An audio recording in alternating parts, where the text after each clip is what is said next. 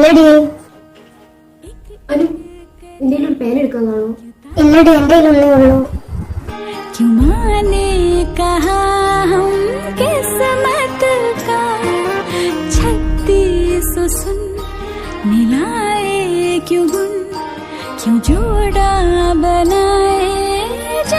Class എല്ലാരും ഇംഗ്ലീഷിന്റെ not complete ചെയ്ത് കൊണ്ടുവന്നിട്ടുണ്ടല്ലോ.